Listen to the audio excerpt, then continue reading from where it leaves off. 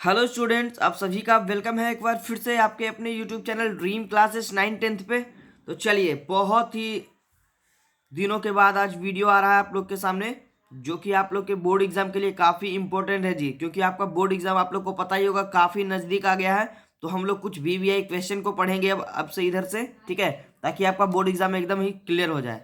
तो चलिए, आज के इस वीडियो में हम लोग पढ़ेंगे कुछ महत्वपूर्ण लघु तरीय प्रश्न सोशल साइंस के, जो कि इस बार बोर्ड एग्जाम में बनने का पूरा पूरा चांस है। तो एकदम अच्छे से रट लीजिएगा और टॉपिक को समझ लीजिएगा। इस बार बोर्ड एग्जाम में ये सब क्वेश्चन कंफर्म बनेगा, ठीक है।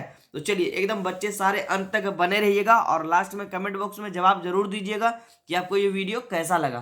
तो जो भी बच्चे न्यू होंगे चैनल पे, सब्सक्राइब बटन दबाना ना भूले और बगल में एक बेल आइकन होगा, उसको आप इसीलिए दबाइएगा ताकि आपको अगले आने वाला वीडियो जो हमारा होगा उसका नोटिफिकेशन मिल पाए। क्योंकि बहुत सारे बच्चों को पता ही नहीं चलता कि सर हमारा वीडियो कब आता है। बहुत सारे बच्चे कमेंट भी करते रहते हैं कि सर आपकी लाइव क्लास कब आती है, आपका वीडियो कब आता है, पता ही नहीं चलता। तो अरे भाई, बेल आइकन दबाओगे तभी तो पता चलेगा, ठीक है। चलिए, तो स्टार्ट करते हैं आज की क्लास को और ज़्यादा समय नहीं लेंगे आप लोग का। बस अच्छे से पढ़िएगा और अंत तक बने रहिएगा क्लास में, ठीक है। सवाल हमारा है जी, देखिए पहला, कि अर्थव्यवस्था किसे कहते हैं। बहुत ही गंभीर और बेहतरीन सवालों में से एक है। बहुत ही छोटा सा है लेकिन बेहतरीन सवाल है ये। बार बार एग्जाम में पूछता है कि अर्थव्यवस्था किसे कहते हैं। जवाब देखिए एकदम सटीक सा है कि अर्थव्यवस्था आर्थिक क्रियाओं का एक ऐसा संगठन है जिसके अंतर्गत जो है ना, लोग काम करके अपनी आजीविका चलाते। आजीविका का मतलब अपना रहन सहन करते काम करके, उसी को हम लोग क्या कहते हैं, अर्थव्यवस्था कहते हैं, ठीक है। एकदम रट लीजिएगा, सवाल एकदम अच्छा है और बेहतरीन जवाब भी इसका है, एकदम छोटा सा।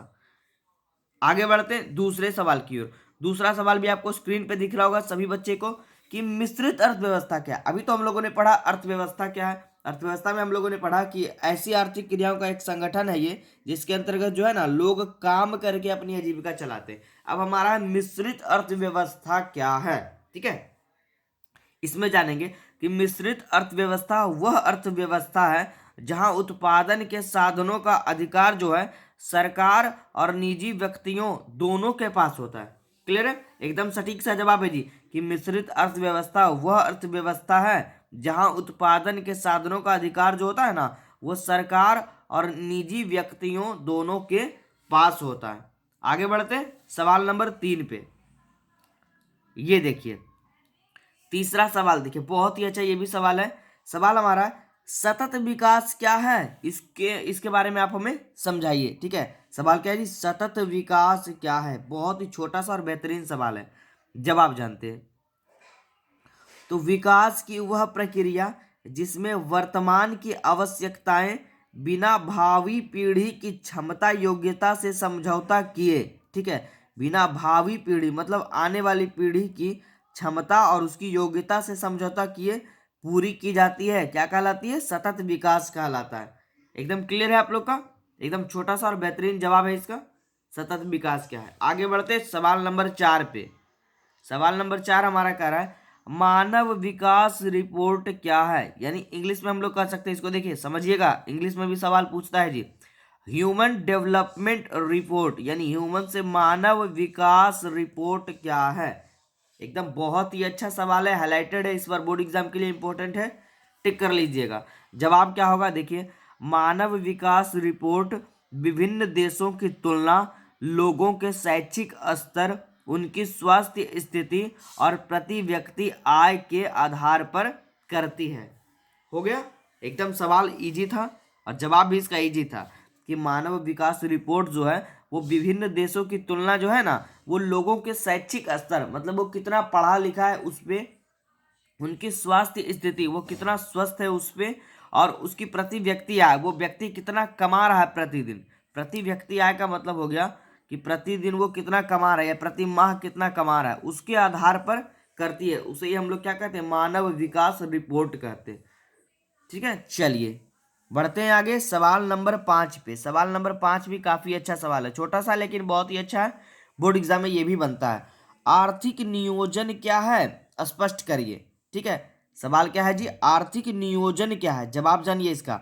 आर्थिक नियोजन का अर्थ है राष्ट्र की प्राथमिकता के अनुसार, ठीक है, समझिए एकदम अच्छे से आर्थिक नियोजन के बारे में, कि राष्ट्र की प्राथमिकता के अनुसार देश के संसाधनों का विभिन्न विकासात्मक क्रिया में प्रयोग करना ही क्या कहलाता है? आर्थिक नियोजन कहलाता है।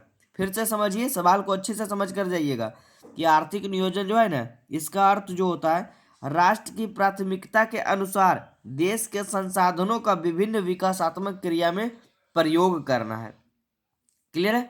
चलिए अब हम लोग एक और प्रश्न को पढ़ लेते हैं तो हमारा ये वाला टॉपिक क्लियर हो जाएगा और हमारा बोर्ड एग्जाम में ये सब प्रश्न बनने वाला है जी, तो आप लोग अच्छे से पढ़ कर जाइएगा। ठीक है, सवाल नंबर 6 देखिए हमारा क्या कह रहा है, आधारिक संरचना पर प्रकाश डाले। इसका देखिए इंग्लिश होगा इंफ्रास्ट्रक्चर। ठीक है, इंफ्रास्ट्रक्चर। तो इस पे आप लोग प्रकाश डाले का मतलब हो गया इसके बारे में कुछ बताइए हमें। तो चलिए इसको भी जान लेते हैं।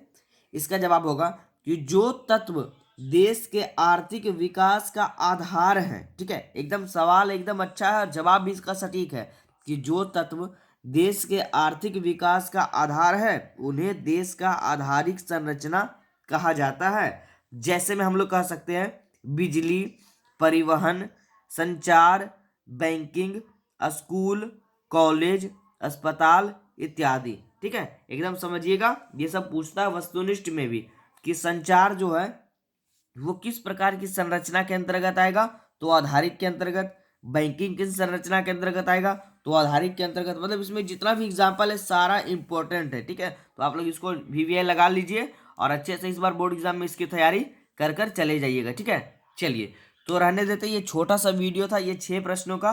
ठीक है, आप लोग अच्छे से इसको पढ़ लीजिएगा, इस बार बोर्ड एग्जाम के लिए काफ़ी ये महत्वपूर्ण होने वाला है।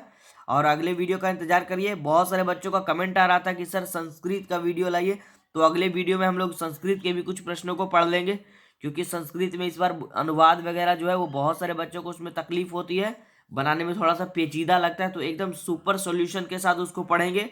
और गणित के भी कुछ अच्छे अच्छे सवालों को इस बार हल कर कर हम इस बार बोर्ड एग्जाम में जाएंगे, ताकि हमारा एग्जाम जो है कभी फंसे नहीं और हमारा एग्जाम में जो है आज ये अच्छे से अच्छे मार्क्स आने का एकदम टॉपिक एकदम क्लियर है। ठीक है, तो चलिए रहने देते, मिलते हैं फिर अगले वीडियो में अगले क्लास के साथ। तो जो भी बच्चे न्यू होंगे सब्सक्राइब बटन दबा दीजिएगा जी। अगर वीडियो अच्छा लगे तो ज़्यादा से ज़्यादा अपने दोस्तों के पास शेयर कर दीजिए, ताकि उनको भी इस वीडियो का लाभ मिल सके। ठीक है, और ड्रीम क्लासेस 9-10 पे बने रहिए, क्योंकि इसके अलावा आपको 10th क्लास की पूरी तैयारी पूरे यूट्यूब पर मिलने वाली नहीं है। ठीक है, तो चलिए रहने देते हैं और मिलते हैं अगले क्लास में। ठीक है।